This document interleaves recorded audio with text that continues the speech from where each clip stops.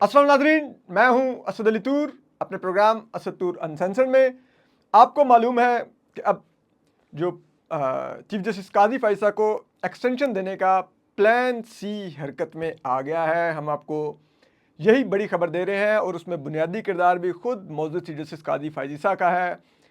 उन्होंने बज़ाहिर एक दफ़ा फिर मुबैना तौर पे जिसे कहते हैं हुकूमत, इलेक्शन कमीशन और इस्टेब्लिशमेंट की सहूलत कारी करते हुए एक बहुत ही मुतनाज़ा फ़ैसला दिया है, जो कि अगेन हुकूमत के लिए 2/3 मेजॉरिटी का दरवाज़ा खोलेगा। जी हाँ, ये हम आपको एक्सक्लूसिवली ये तमाम तफसीलात आपके लिए लेके आ रहे हैं और आपको शेयर करेंगे कि किस तरह से ये रिज़ल्ट्स बदले जा सकते हैं अब और किस तरह से जो पीटीआई है, अगर उसको कौमी असम्बली में पार्लिमानी पार्टी बनने का मौका मिल भी जाए, उसके शेयर की रिजर्व सीटें बनती हैं जो वो भी मिलने लगे, फिर भी वो चीज़ें रिवर्स हो सकती हैं। जी हाँ, हम आपको ये बता रहे हैं कि ये क्या होने जा रहा है। बहुत ही ज़बरदस्त और बहुत ही एक्सक्लूसिव खबर है, ये बड़ी खबर है। जी हाँ, आपको मालूम है कि पीटीआई के जो लोग थे वो 3 लोग NA 154 से लोधरा से पीटीआई के जो उम्मीदवार थे, NA 81, NA 79 से जो पीटीआई के MNAs थे वो जीते थे। ठीक है, वो जीते तो PMLN के कैंडिडेट्स ने जो हार गए थे उन्होंने बाद में दरख्वास्त दी इलेक्शन कमीशन को। इलेक्शन कमीशन ने उन हलकों में रीकाउंट का ऑर्डर दे दिया। ठीक है, और रीकाउंट में PMLN के MNAs जीत गए। ठीक है, अब ये जीते कैसे ये भी अभी आप सुन लीजिएगा। फिर ये कोर्ट में केस गया तो वहां पर क्या डिस्प्यूट है और फिर अब उस फैसले की इंप्लीकेशंस क्या है और क्या खेल खेला जाएगा वो भी हम आपको बताते हैं। तो देखिए, जो NA 154 थे, ठीक है, वहां पर जो पीटीआई के हमायत याफ्ता आज़ाद उम्मीदवार थे, MNA थे, वो बने राना फराज नून साहब।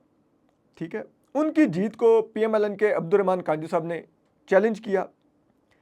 वहां पर जब वोट रिकाउंट हुआ तो अब्दुर्रहमान कांजू साहब जो PMLN के थे वो जीत गए। कैसे जीते? उनकी जो लीड थी वो 7301 वोट होगी। ठीक है, कहां पर वो हारे हुए थे, फिर उनकी लीड 7301 वोट होगी। और वो कैसे की गई? वो ऐसे की गई जनाब के जो कांजू साहब थे रिकाउंट में उनके सिर्फ 454 वोट मुस्तरद निकले के, लाइक वो ठीक तरह से स्टैंप नहीं हुए थे या 2 बार स्टैंप हो गए हुए थे या गलत जगह पे स्टैंप हो गए हुए थे खाने से बाहर, इस तरह उनके 454 वोट है। लेकिन जो पीटीआई के उम्मीदवार, जिनको जीते हुए उम्मीदवार को हराया गया, उनके रिजेक्टेड वोट्स की तादाद कर दी गई 14,254। ठीक है, और ये 14,254 उनके वोट रिजेक्ट करके PMLN के उम्मीदवार को 7300 वोटों की लीड दिलवा के जितवाया गया। ठीक है, फिर आप आ जाइए NA 81 में। यहां पर नून लीग के अजहर क़य्यूम नारा साहब थे। ठीक है, और उनके मुकाबले में जिसे कहते हैं वो पीटीआई के राना बिलाल एजाज साहब थे, हमायत याफ्ता जो पीटीआई के थे। तो वो राना बिलाल एजाज साहब जीत गए हुए थे। इधर भी इलेक्शन कमीशन ने रीकाउंट का ऑर्डर किया। ठीक है, तो PMLN के अजहर क़य्यूम नारा साहब रीकाउंट में जीत गए। ठीक है, वो कैसे जीते? ठीक है, कि जो पीटीआई के राना बिलाल एजाज साहब थे, ठीक है, उनके वोट गिर गए।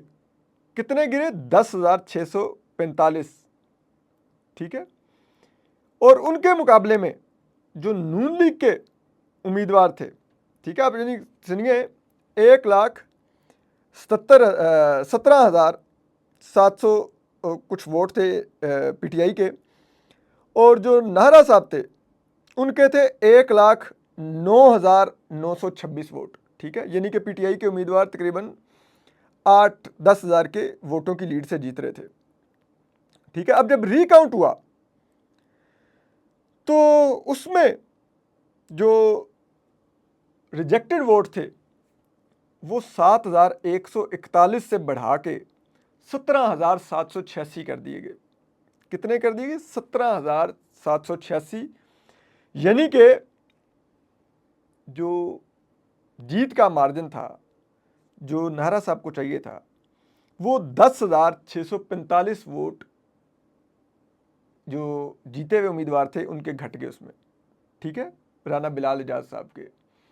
ठीक है, यहां पर भी अगेन रिजेक्टेड वोट बढ़ाए गए और पीएमएलएन के उम्मीदवार को विनर डिक्लेयर कर दिया गया। ठीक है, ये नहीं कि वोट गलत रिकाउंट हुए थे, वोट रिजेक्टेड बढ़ाए गए। ठीक है, तो यूं करके उन्होंने ये जिताए उम्मीदवार। अब ये पिटीशन चली गई लाहौर हाई कोर्ट में। पीटीआई के लोगों ने चैलेंज किया।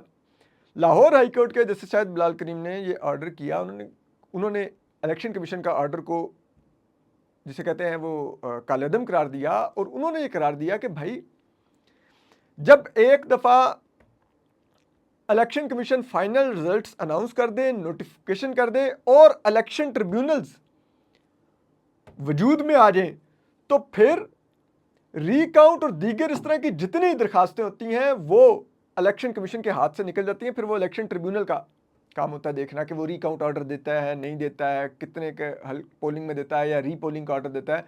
क्योंकि इलेक्शन कमीशन का काम सिर्फ इलेक्शन करवाने और रिजल्ट अनाउंस करने तक था कि रिजल्ट कंपाइल करके अनाउंस कर दे। तो जब इलेक्शन कमीशन ने वो कर दिया तो कानून ये कहता है कि फिर इलेक्शन कमीशन का रोल खत्म हो गया, इलेक्शन ट्रिब्यूनल्स का शुरू हो गया। जिसने अगर किसी को कोई ग्रीवियंसेस हैं कि मेरे वोट ठीक तरह रिकाउंट नहीं हुए या फलां हल्के में कि फलां पोलिंग स्टेशन पर झगड़ा हो गया था, वहाँ पे रीपोल होना चाहिए, या वट एवर जो भी है, वो इलेक्शन ट्रिब्यूनल जाएगा। इलेक्शन ट्रिब्यूनल फिर देखेगा कि वो उसका रिकाउंट बनता है कि नहीं।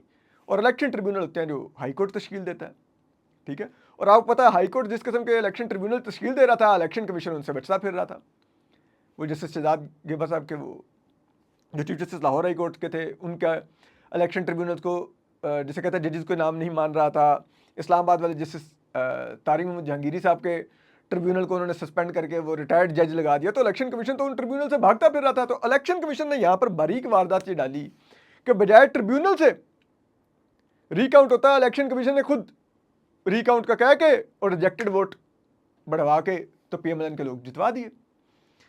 अब जब लाहौर हाई कोर्ट ने ये इलेक्शन कमीशन का इकदाम गैर आईनी और गैर कानूनी करार देके कालेदम करार दिया, तो जो ये उम्मीदवारान थे नून लीग के, ये सुप्रीम कोर्ट पहुंच गए।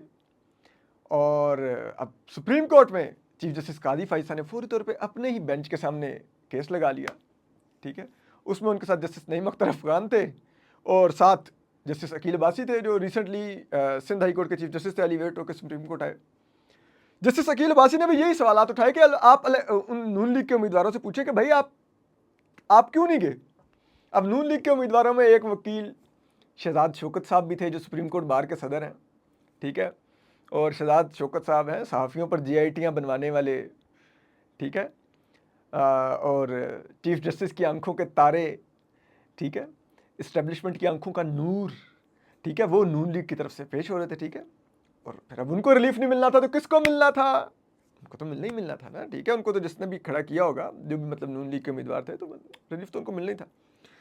तो अब यहाँ पर जस्टिस अकील अब्बासी ने यही सवाल किए कि आप इलेक्शन ट्रिब्यूनल क्यों नहीं गए। इलेक्शन कमीशन का तो रोल ही यहाँ पे खत्म हो गया था। इलेक्शन कमीशन ने कैसे रिकाउंटिंग ऑर्डर की? लेकिन क्योंकि चीफ जस्टिस कादी फाइसा ने अपनी मेजॉरिटी बरकरार रखने के लिए जस्टिस नईम अख्तर अफगान को साथ रखा हुआ था। ठीक है, तो अब हुआ यह है कि अब उन्होंने लाहौर हाई कोर्ट का फैसला कालेदम करार देके इलेक्शन कमीशन को बरकरार रखा है कि आपने बिल्कुल दुरुस्त, आप एक आईनी बॉडी है, आपने रिकाउंट का बिल्कुल दुरुस्त ऑर्डर करके वोट रिजेक्ट करवा के पीएमएलएन के लोगों को जितवाया। अब इसमें असल जो बड़ी खबर है वो ये है कि आपको पता है चीफ जस्टिस कादी फाइसा को एक्सटेंशन देने के लिए ये हुकूमत मरे जा रही है। ठीक है, चीफ जस्टिस कादी फाइसा बराह एक्टिंग करते हैं कि जी वो तो उनको तो एक्सटेंशन चाहिए ही नहीं। ठीक है, लेकिन उनके तमाम एक्शंस बताते हैं कि वो पूरी तरह का हिस्सा है।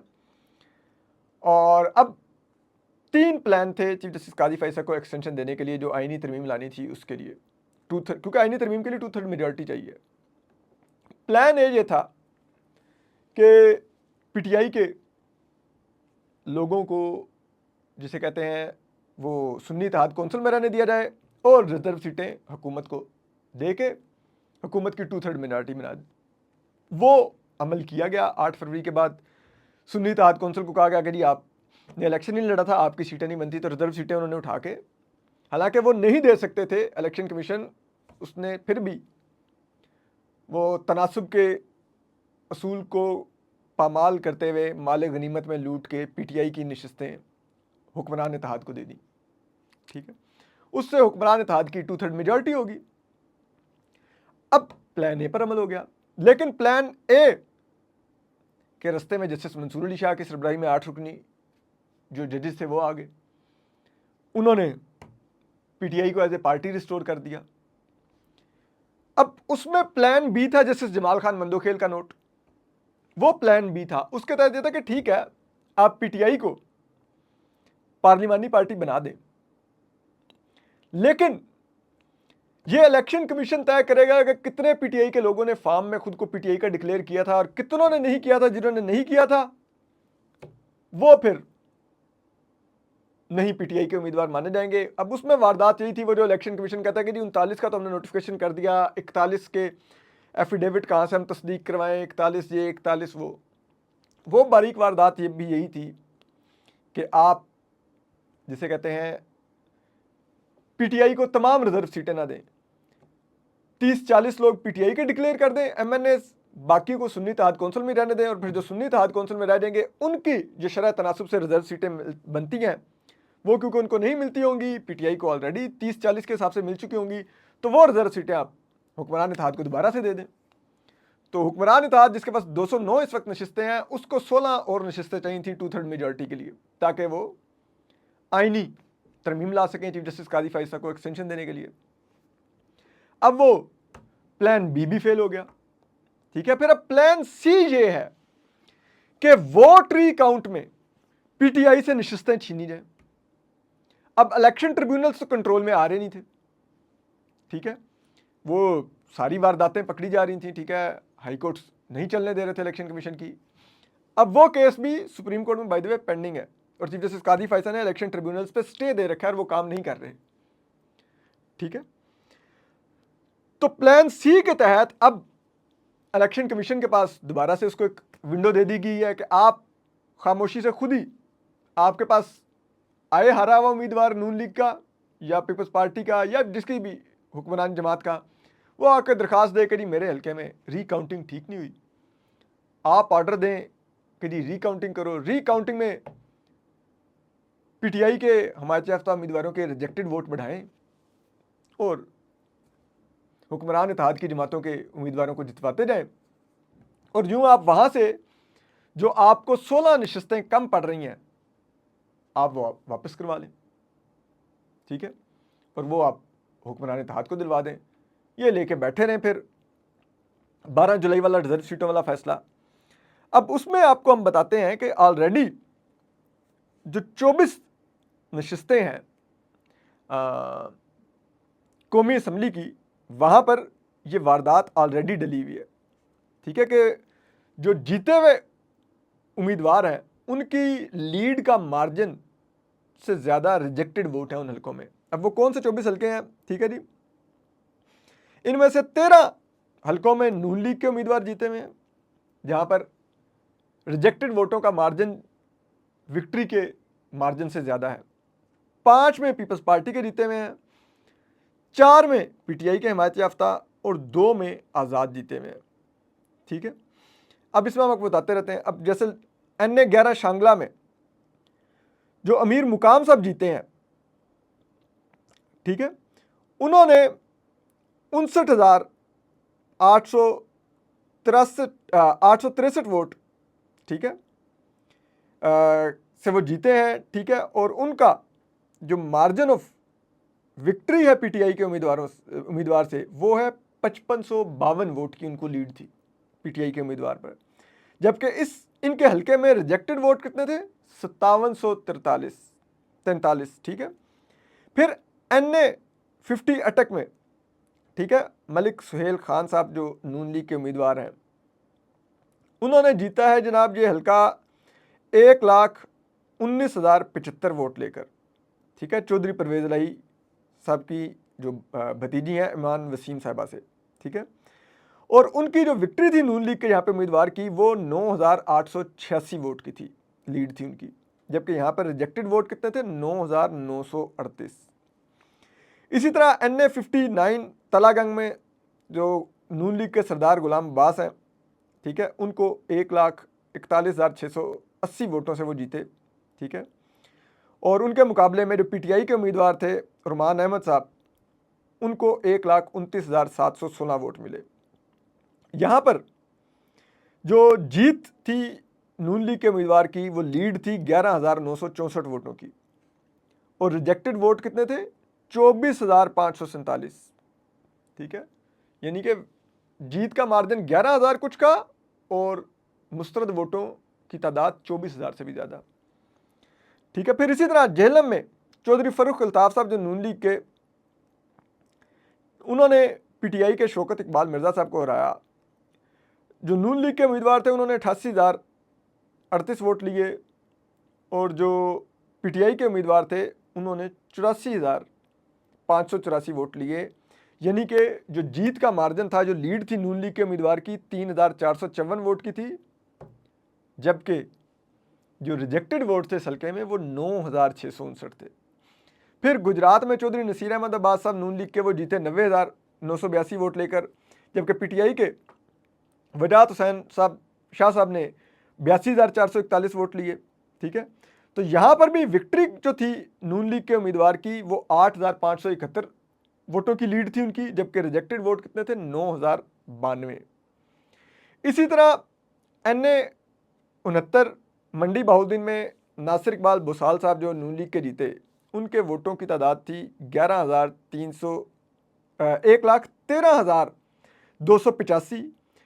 जो नून लीग जो PTI की उम्मीदवार हारी कौसर परवीन साहिबा, उन्होंने लिए 10,768 वोट।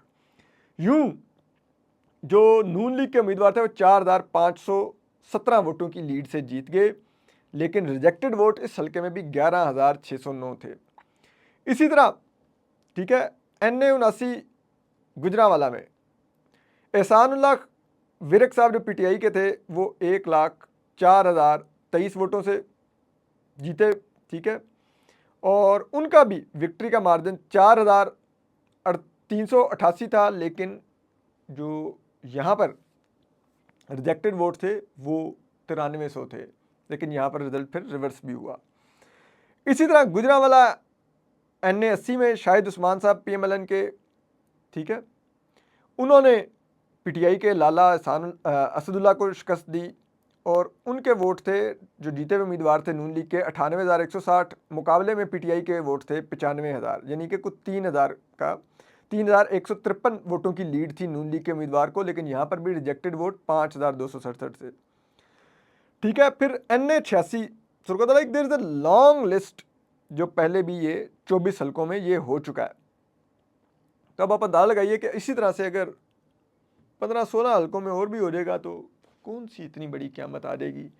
तो plan C in action, chief justice Qazi Faez Isa को एक्सटेंशन देने के लिए अब ये एक नई विंडो खोली गई है। अब देखिए इससे कितनी नशिस्तें रिवर्स होती हैं, तो अब देखते हैं क्या होता है। अपना ख्याल रखिए। अल्लाह हाफिज़।